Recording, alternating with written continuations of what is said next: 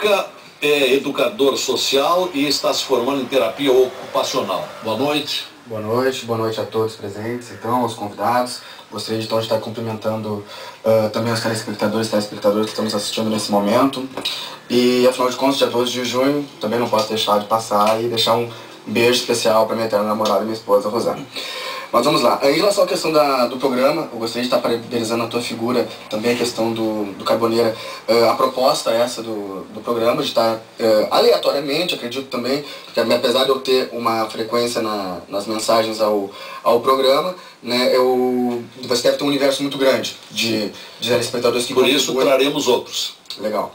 Então eu acho que muito importante essa participação, na medida que a gente consegue ter diariamente, ver esse programa, ter ideias, poder estar aqui nesse momento trazendo contribuições que muitas vezes a gente está lá falando com quem está com nós, no caso, meu colega do teu pai, ou com minha esposa e tal, sabe, comentando, não podendo efetivamente trazer à tona esses temas que a gente acha que são importantes. Em função disso também, vamos pensar um pouco de que são 12 participantes, né? Eu gostaria de estar salientando aqui de que eu me sinto um representante nesse universo desses 12 participantes, de um representante da periferia. Um representante da periferia que trabalha com oficinas de hip hop há mais de 10 anos aqui em Porto Alegre e que vem trazer um tema recorrente ao nosso país, que é em questão ao uso e o abuso de drogas, especificamente a questão do crack, e pensar um pouco do que na verdade está em volta disso tudo, que é a questão do tráfico. Acho que esse tema se torna recorrente em função de que não somente do exemplar trabalho que a RBS vem desenvolvendo com a campanha do Crack Nem Pensar, mas em função de que eu diariamente assisto, vejo e fico sabendo, através de relatos na comunidade, de amigos que muitas vezes hoje em dia estão nessa dependência cruel, que é o crack, e que infelizmente, em relação a essa dependência que eu digo que é cruel, do crack... A Denisa Pugina, antes de sair, também deixou a proposta para que se aborde mais esse tema das drogas. Então, de fato, é algo que nós temos que intensificar. E daí, quando a gente fala em drogas, é importante a gente ter em vista o seguinte, que quando a gente fala em drogas, tem a questão do uso da droga, tem a questão dos malefícios da droga no organismo, do cidadão, do sujeito, mas também tem a questão das dificuldades que isso vai acontecer coletivamente, evidentemente, na sociedade, mas principalmente esse tal de esse comércio que é o tráfico de drogas. Porque o tráfico de drogas é um comércio.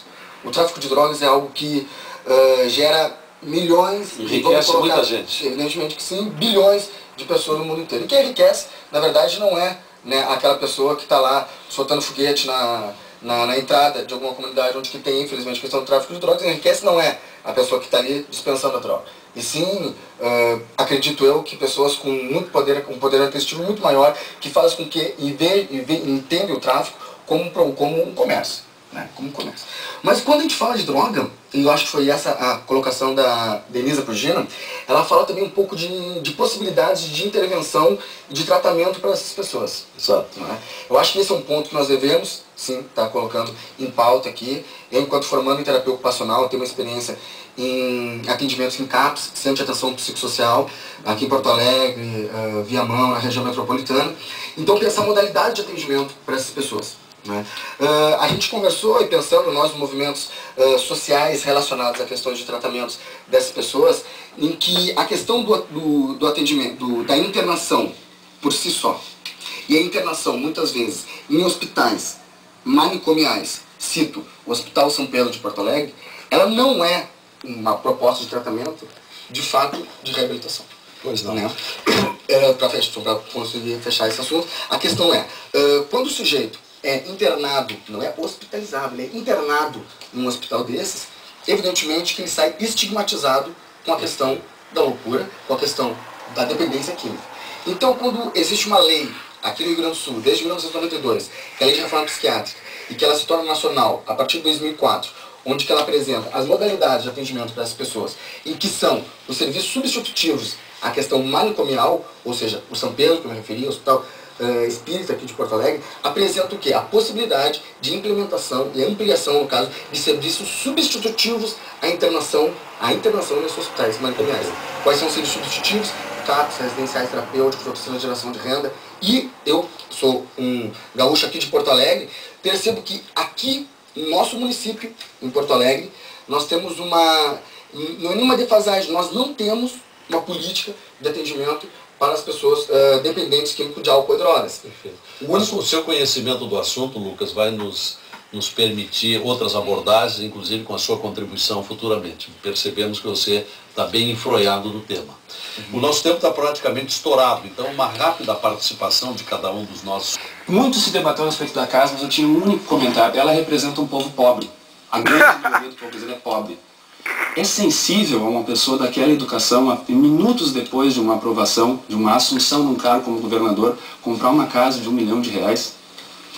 Lucas Fonseca. Políticas de enfrentamento, então a questão do tráfico de crack tem que ser com políticas públicas de geração de trabalho e renda, com educação, com políticas de prevenção, essa questão. O CAPS AD aqui de Porto Alegre foi fechado em 2004, o único CAPS da prefeitura. Só deixar um toque para o nosso participante, que o Décio, né, médico, que falou em relação à questão do voto, onde que pessoas que recebessem o Bolsa Família não poderiam utilizar essa faculdade de votar. Digo a ele, então, que teremos que ser, então, de igualdade a todos os empresários que têm favorecimento em licitações e que trabalham para o governo de alguma forma ou de outra. E eu, estudante do ProUni, que só estou podendo me formar em terapeuta ocupacional em função do ProUni, também não poderemos votar. Então, acho que isso aí também tem que ser conversado e nascer. Acho que para toda a população, analfabetos ou não, é importante o voto. Muito bom, muito importante também a sua participação, Lucas, como aliás de todos os nossos convidados. Eu tenho certeza que os nossos telespectadores ficaram satisfeitos com essa experiência que fizemos hoje aqui de trazer alguns dos maiores apreciadores, telespectadores do Conversas Cruzadas. Então, muito obrigado ao Marco Antônio Arruster, o Lucas Fonseca, Vladimir Amorim e nos